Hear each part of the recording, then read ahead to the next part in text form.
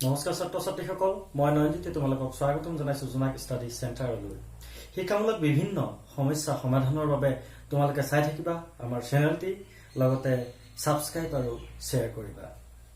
আমি আজি দশম শ্ৰেণীৰ বিজ্ঞান বিষয়ৰ 5 নম্বৰ অধ্যায়ৰ দ্বিতীয় পাঠ, অৰ্থাৎ আমি আগতে পাঠটোৰ কিছু অংশ আলোচনা কৰি থৈছো, ইয়াৰ পৰৱৰ্তী অংশ আলোচনা কৰিবলৈ ওলাইছো। আমি পাঠটো আৰম্ভণিতেই মৌলৰ পৰ্যাবৃত্ত শ্ৰেণী বিভাজন যি পাঠ আছিল তাৰ আৰম্ভণিতেই মৌলৰ পৰ্যাবৃত্ত শ্ৰেণী বিভাজনৰ প্ৰথম প্ৰয়াস কোনে কৰিছিল, কোনে ইয়াৰ পিছত আগবঢ়াই লৈ গৈছিল আৰু নিউলেন্সৰ অষ্টকলৈকে এই কথাখিনি আমি আলোচনা কৰিছিলো। যদিহে কোনো নতুন ছাত্ৰ ছাত্ৰীয়ে চাব বিচাৰিছা ভিডিঅ'সমূহ, আগৰ ভিডিঅ'সমূহ চাই পেলাই এই পিছৰ ভিডিঅ'সমূহ চাবলৈ চেষ্টা কৰিবা, তেতিয়া বুজিবলৈ যথেষ্ট সহজ হ'ব। আমি ডবাৰেইনাৰৰ ট্ৰায়াডৰ বিষয়ে পঢ়িছিলো, তাৰপিছত জন নিউলেন্সৰ অষ্টকৰ বিষয়ে পঢ়িছিলো। ইয়াৰ পিছতে পৰ্যাবৃত্ত শ্ৰেণী বিভাজনৰ ক্ষেত্ৰত আমি ৰুছ ৰসায়নবিদ ডিমিট্ৰি আইভানোভিচ মেণ্ডেলিভৰ নাম ল'ব লাগিব, যাক নেকি পৰ্যাবৃত্ত শ্ৰেণী বিভাজনৰ সৰ্বাধিক কৃতিত্ব দিয়া হৈছে। আমি কথাখিনি চাই যাওঁ। মই বোৰ্ডত লিখি থৈছো, তোমালোকে চাই লোৱা যে মেণ্ডেলিভৰ পৰ্যাবৃত্ত তালিকা। ৰুছ ৰসায়নবিদ ডিমিট্ৰি আইভানোভিচ মেণ্ডেলিভক মৌলৰ শ্ৰেণী বিভাজনৰ সৰ্বাধিক কৃতিত্ব দিয়া হয়। মৌলৰ পাৰমাণৱিক ভৰ, ভৌতিক আৰু ৰাসায়নিক ধৰ্মৰ সম্পৰ্ক পৰীক্ষা তেওঁ কৰিছিল। মৌলবোৰৰ গঠন কৰা হাইড্ৰাইড আৰু অক্সাইডসমূহক তেওঁ মূল চিহ্ন হিচাপে লৈ শ্ৰেণী বিভাজন কৰিবলৈ প্ৰয়াস কৰিছিল আৰু এই ক্ষেত্ৰত তেওঁ যথেষ্ট সফলো হৈছিল। আৰু মেণ্ডেলিভে তেওঁৰ পৰ্যাবৃত্ত এটা সূত্ৰ উদ্ভাৱন কৰিছিল আৰু সেই সূত্ৰটো পৰীক্ষাটো আহি থাকে, তোমালোকে নোট কৰি ল'বা। মেণ্ডেলিভৰ পৰ্যাবৃত্ত সূত্ৰ হ'ল মৌলবোৰৰ ধৰ্মবোৰ সিহঁতৰ পাৰমাণৱিক ভৰৰ পৰ্যায়ক্ৰমে সলনি হয়। এইটোৱে হ'ল মেণ্ডেলিভৰ পৰ্যাবৃত্ত সূত্ৰ। এতিয়া মেণ্ডেলিভে সেই সময়ত আৱিষ্কৃত 63টা মৌল ধৰ্মসমূহ 63খন কাৰ্ডত লিখি সেই মৌলবোৰে অক্সিজেন নাইবা হাইড্ৰজেনৰ সৈতে কেনেদৰে যৌগ গঠন কৰে তাৰ ওপৰত ভিত্তি কৰি এটি পৰ্যাবৃত্ত তালিকা প্ৰস্তুত কৰি উলিয়াইছিল। তোমালোকে মেণ্ডেলিভৰ যিখন পৰ্যাবৃত্ত তালিকা কিতাপৰ 83 পেজত আছে, তোমালোকে চাই লোৱা। থিয়কৈ যিকেইটা বৰ্গ আছে, 1 2 3 4 5 6 7 8টাকৈ থিয়কৈ বৰ্গ আছে আৰু পথালিকৈ থকা কেইটাক পৰ্যায় বুলি কোৱা হৈছে। থিয়কৈ 1 নম্বৰ বৰ্গটোত তোমালোকে দেখিবা অক্সাইড আৰু হাইড্ৰাইডৰ সংকেতবোৰ ক্ৰমে R2O আৰু RH সংকেত দুটাৰ দ্বাৰা তেওঁ বুজাব বিচাৰিছে। R2O আৰু RH বুলি কওঁতেনে তোমালোকে মনত ৰাখিবা যে R মানে যিকোনো এটা মৌল যিয়ে নেকি অক্সিজেন বা হাইড্ৰজেনৰ লগত যৌগ গঠন কৰা মৌলটোৰ সংকেতটো R2O হোৱা বা RH হোৱা যিখিনি মৌল 1 নম্বৰ বৰ্গত ৰাখিছে। যেনেকে যদি হাইড্ৰজেনে R2 ঠাইত যদি হাইড্ৰজেন হয়, O2 টো থাকিব, O2 পাৰ্মানেন্ট। R2O মানে যদি হাইড্ৰজেনে অক্সিজেনৰ লগত বিক্ৰিয়া কৰে তেনেহলে গঠন হ'ব কি H2O। অৰ্থাৎ R2O সংকেত দেখুৱা গোটেইখিনি মৌলকে 1 নম্বৰ বৰ্গত তেওঁ ৰাখি থৈছে। যদি RH টো তোমালোকে মন কৰা, RH যদি হাইড্ৰজেনে হাইড্ৰজেনৰ লগতে যৌগ গঠন কৰে তেনেহলে আমি দুটা HH পাম, মানে HH মানে কি হ'ব, অৰ্থাৎ H2 গঠন কৰিব। তেনেদৰে যদি লিথিয়ামে অক্সিজেনৰ লগত বিক্ৰিয়া কৰে তেনেহলে আমি পাম Li2O। ঠিক তেনেদৰে সোডিয়ামে যদি অক্সিজেনৰ লগত বিক্ৰিয়া কৰে Na2O 1 নম্বৰ শাৰীত এই R2O যি সংকেত দেখুৱা আটাইবোৰ মৌল দেখুৱা হৈছে 2 নম্বৰ যিটো বৰ্গ আছে তোমালোকে দেখিছা তাত RO আৰু RH2 বুলি লিখা আছে আৰম্ভ হৈছে কৰ পৰা বেৰিলিয়ামৰ পৰা তাৰ পিছত আছে মেগনেছিয়াম কেলছিয়াম তোমালোকে যদি এই বহিত মেগনেছিয়ামে অক্সিজেনৰ লগত বিক্ৰিয়া কৰিলে কেনেকুৱা ধৰণৰ সংকেত এটা পাবা MgO তাক RO হিচাপে দেখুৱাইছে RO তাত মেগনেছিয়ামে যদি অক্সিজেনৰ লগত বিক্ৰিয়া কৰে RO ফৰমেটত যৌগ এটা গঠন হয় এনেদৰে তেওঁ কেইবাটাও মৌলৰ ৰাসায়নিক ধৰ্মৰ ভিত্তিত এখন পৰ্যাবৃত্ত তালিকা প্ৰস্তুত কৰি উলিয়াইছিল আৰু এয়াই হ'ল মেণ্ডেলিভৰ পৰ্যাবৃত্ত তালিকা এতিয়া আমি মেণ্ডেলিভৰ পৰ্যাবৃত্ত তালিকাৰ সীমাবদ্ধতাসমূহ আৰু সফলতাসমূহ আলোচনা কৰিম অৰ্থাৎ মেণ্ডেলিভৰ পৰ্যাবৃত্ত তালিকাখনে বিভিন্ন ক্ষেত্ৰত সফলতা লাভ কৰিছিল আৰু সেয়েহে তেওঁক মৌলৰ পৰ্যাবৃত্ত শ্ৰেণী বিভাজনৰ সৰ্বাধিক কৃতিত্ব দিয়া হয় কিন্তু তেওঁৰ আন কিছুমান বিফলতাও পৰ্যাবৃত্ত তালিকাত দেখা পোৱা গৈছিল এতিয়া আমি প্ৰথমে মেণ্ডেলিভৰ পৰ্যাবৃত্ত শ্ৰেণী বিভাজনৰ বিফলতাসমূহ আলোচনা কৰো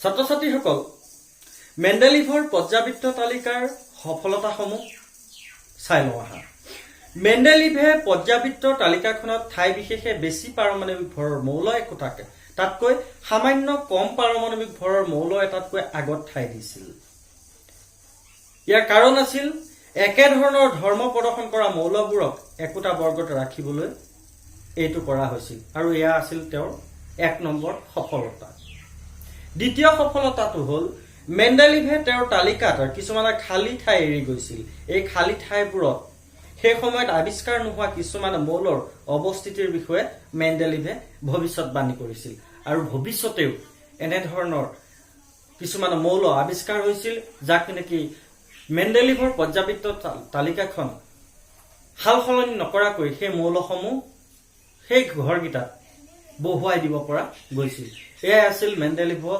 পৰ্যাবৃত্ত তালিকাৰ দুটা বিশেষ সফলতা এতিয়া আমি মেণ্ডেলিভৰ পৰ্যাবৃত্ত শ্ৰেণী বিভাজনৰ বা পৰ্যাবৃত্ত তালিকাৰ বিফলতাসমূহ উল্লেখ কৰিবলৈ ওলাইছো মেণ্ডেলিভৰ শ্ৰেণী বিভাজনৰ সীমাবদ্ধতাসমূহ মেণ্ডেলিভে তেওঁৰ পৰ্যাবৃত্ত তালিকাত হাইড্ৰজেনক নিশ্চিতভাৱে কোনো নিৰ্দিষ্ট স্থান দিব পৰা নাছিল অৰ্থাৎ মেণ্ডেলিভৰ পৰ্যাবৃত্ত তালিকাখনত হাইড্ৰজেনৰ স্থানটোক লৈ এটা সঠিক সিদ্ধান্ত কোনো দিব পৰা নাছিল হাইড্ৰজেনক প্ৰথমতে ৰাখিব নে বেলেগ স্থান দিব এইটো সুনিশ্চিত কৰিব পৰা নাছিল গতিকে এইটো আছিল তেওঁৰ তালিকাৰ মুখ্য সীমাবদ্ধতা দ্বিতীয়তে মেণ্ডেলিভৰ শ্ৰেণী বিভাজনৰ বহু পাছত সমস্থানিকসমূহ আৱিষ্কাৰ হৈছিল যিবোৰৰ ৰাসায়নিক ধৰ্মসমূহ একে কিন্তু পাৰমাণৱিক ভৰসমূহ বেলেগ বেলেগ এই সমস্থানিকবোৰেও মেণ্ডেলিভৰ পৰ্যাবৃত্ত সূত্ৰৰ প্ৰতি এক প্ৰত্যাহ্বানৰ সৃষ্টি কৰিছিল মেণ্ডেলিভৰ যিটো পৰ্যাবৃত্ত সূত্ৰ আছিল যে মৌলৰ বোৰৰ ধৰ্ম সিহঁতৰ পাৰমাণৱিক ভৰৰ পৰ্যায়ক্ৰমে সলনি হয় কিন্তু যেতিয়া পিছলৈ সমস্থানিকসমূহ উদ্ভাৱন হ'ল তেতিয়া এই সমস্থানিকবোৰে মেণ্ডেলিভৰ এই সূত্ৰটোৰ প্ৰতি এক ভাবুকিৰ সৃষ্টি কৰিলে বা সূত্ৰটোৰ প্ৰতি প্ৰত্যাহ্বানৰ সৃষ্টি কৰিলে গতিকে পিছলৈ বিজ্ঞানীসকলে মেণ্ডেলিভৰ পৰ্যাবৃত্ত তালিকাখনৰ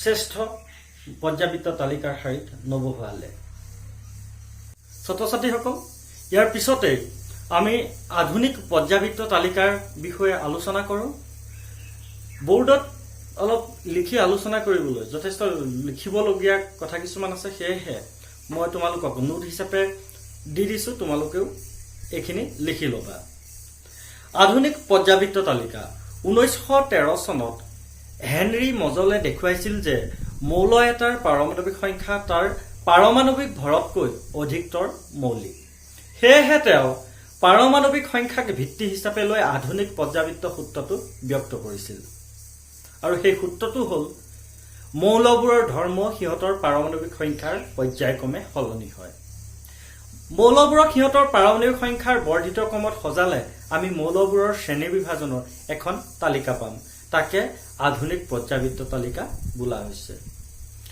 এতিয়া হেনৰি মজলে পিছত ক'লে যে মৌলবোৰৰ পাৰমাণৱিক সংখ্যাৰ ভিত্তিত যদি আমি সজাবলৈ যাওঁ তেনেহ'লে এখন সুন্দৰ পৰ্যাবৃত্ত তালিকা পাম, যাক আধুনিক পৰ্যাবৃত্ত তালিকা বোলা হৈছে। এতিয়া আধুনিক পৰ্যাবৃত্ত তালিকাত মৌলবোৰৰ স্থাননো কেনেদৰে আছে আমি চাওঁ আহা। আধুনিক পৰ্যাবৃত্ত তালিকাত 18টা থিয় স্তম্ভ আছে আৰু 7টা আনুভূমিক শাৰী আছে। তোমালোকে পৰ্যাবৃত্ত তালিকাখন এপাক চকু ফুৰাই লোৱা। তোমালোকে দেখিছা থিয়কৈ আছে 18টা স্তম্ভ, যাক নেকি বৰ্গ বোলা হৈছে, আৰু পথালিকৈ তাত আনুভূমিক দিশত যি 7টা শাৰী আছে তাক পৰ্যায় বোলা হৈছে। মনত ৰাখিবা, থিয়কৈ থকাকেইটাক বৰ্গ বোলা হৈছে আৰু পথালিকৈ থকাটো পৰ্যায় বুলি কোৱা হৈছে। এতিয়া নোটখিনি চাই লোৱা বা টুকি ল'বা তোমালোকে। আধুনিক পৰ্যাবৃত্ত তালিকাত 18টা থিয় স্তম্ভ, যাক বৰ্গ বোলা হৈছে, আৰু 7টা আনুভূমিক শাৰী আছে, যাক পৰ্যায় বোলা হৈছে।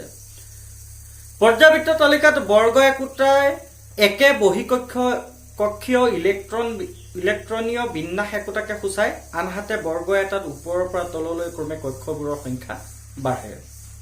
2 নম্বৰতে পৰ্যায় এটাত বাওঁফালৰ পৰা সোঁফাললৈ পাৰমাণৱিক সংখ্যা এক এককৈ বাঢ়ে, গতিকে যোজক ইলেক্ট্ৰনৰ সংখ্যাও এটা এটাকৈ বাঢ়ে। তোমালোকে আধুনিক পৰ্যাবৃত্ত তালিকাখন এপাক চোৱা। তাত দেখা পাবা প্ৰথম শাৰীটোত আছে পৰ্যায়টোত যি হাইড্ৰজেন আৰু হিলিয়াম। তাৰ পিছৰ পৰ্যায়টোত তোমালোকে দেখা পাবা লিথিয়াম, বেৰিলিয়াম, বৰণ, কাৰ্বন, নাইট্ৰজেন, অক্সিজেন এনেদৰে বাঢ়ি বাঢ়ি গৈ আছে। যিনেকৈ আমি পাৰমাণৱিক ক্ৰমাংকৰ ভিত্তিত যথেষ্টখিনি মৌল 1ৰ পৰা 20লৈ, মই কৈছিলোৱে যে নৱম শ্ৰেণীত আমি 1ৰ পৰা 20লৈ ক্ৰমিকভাৱে মৌলসমূহ মুখস্থই কৰি থব লাগে। তাত তোমালোকে দেখা পাবা যে এটা এটা মৌল ইটোৰ পিছত সিটো এক এককৈ বাঢ়ি বাঢ়ি গৈ আছে। মৌলবোৰৰ যি পাৰমাণৱিক ক্ৰমাংক যদি চাওঁ তাত 1, 2, 3, 4কে বাঢ়ি বাঢ়ি গৈ আছে। অৰ্থাৎ হাইড্ৰজেনৰ 1, হিলিয়ামৰ 2, লিথিয়ামৰ 3 পাৰমাণৱিক সংখ্যা, বেৰিলিয়ামৰ 4, বৰণৰ 5, এনেকৈ কৰি এক এককৈ পাৰমাণৱিক সংখ্যাবোৰ বাঢ়ি গৈ আছে। ইয়াত যদি পথালিকে চাওঁ এটা এটাকৈ বাঢ়ি গুচি যায়, আৰু থিয়কৈ যদি চাওঁ যেনেকৈ 17 নম্বৰ বৰ্গটো লোৱা তোমালোকে দেখিবা ফ্লৰিন, ক্লৰিন, ব্ৰমিন, আয়ডিন, ইহঁতবোৰ যোজক ইলেক্ট্ৰনৰ সংখ্যা একে। অৰ্থাৎ বৰ্গ এটাত থিয়কৈ একে যোজক ইলেক্ট্ৰনীয় মৌলবোৰ থাকে। তোমালোকে যদি 1 নম্বৰ বৰ্গটোত চোৱা তেনেহ'লে সিহঁতৰ বহিকক্ষীয় ইলেক্ট্ৰনীয় বিন্যাস চব এক পাবা। হাইড্ৰজেনে চোৱা, নাইবা ছডিয়ামকে চোৱা, পটাছিয়ামকে চোৱা, বা 2 নম্বৰ বৰ্গটো চালে তেনেকৈ কৰি তোমালোকে দেখা পাবা। এতিয়া আধুনিক পৰ্যাবৃত্ত তালিকাত মৌলৰ ধৰ্মৰ পৰিৱৰ্তনৰ প্ৰৱণতা কেনেকুৱা আমি চাওঁ আহা। আধুনিক পৰ্যাবৃত্ত তালিকাই মৌলবোৰৰ বিভিন্ন ধৰ্মৰ কথা কয়। ইয়াৰ 1 নম্বৰতে আছে যোজ্যতা। তোমালোকে নৱম শ্ৰেণীত যোজ্যতা কেনেদৰে নিৰ্ণয় কৰে সেইখিনি পাই আহিছা, নাইবা মই নৱম শ্ৰেণীৰ ৰসায়ন বিজ্ঞানৰ যি ভিডিঅ' আগবঢ়াম তাত তোমালোকে এবাৰ চকু ফুৰাই চাই ল'বা। এতিয়া মই 1 নম্বৰ যিটো পইণ্ট আছে সেইটো কৈছোঁ যে বৰ্গ এটাত মৌলবোৰৰ একে সংখ্যক যোজ্যতা থাকে, কিন্তু পৰ্যায় এটাত বাওঁফালৰ পৰা সোঁফাললৈ যোজক ইলেক্ট্ৰনৰ সংখ্যা এটা এটা বাঢ়ি যায়। 2 নম্বৰতে পাৰমাণৱিক আকাৰ। পৰ্যায় এটাত বাওঁফালৰ পৰা সোঁফাললৈ গ'লে মৌলৰ পাৰমাণৱিক আকাৰ কমে, কিন্তু বৰ্গ এটাত ওপৰৰ পৰা তললৈ পাৰমাণৱিক ব্যাসাৰ্ধ বৃদ্ধি হয়। 3 নম্বৰ পইণ্টটো আছে ধাতৱ আৰু অধাতৱ ধৰ্ম। আধুনিক পৰ্যাবৃত্ত তালিকাৰ পৰ্যায় এটাত বাওঁফালৰ পৰা সোঁফাললৈ ধাতৱীয় ধৰ্ম কমি যায়, কিন্তু অধাতৱীয় ধৰ্ম বাঢ়ি যায়। অন্যহাতে বৰ্গ এটাত তললৈ ধাতৱীয় ধৰ্ম বাঢ়ে। এইখিনি নোট হিচাপে তোমালোকক আগবঢ়াইছোঁ।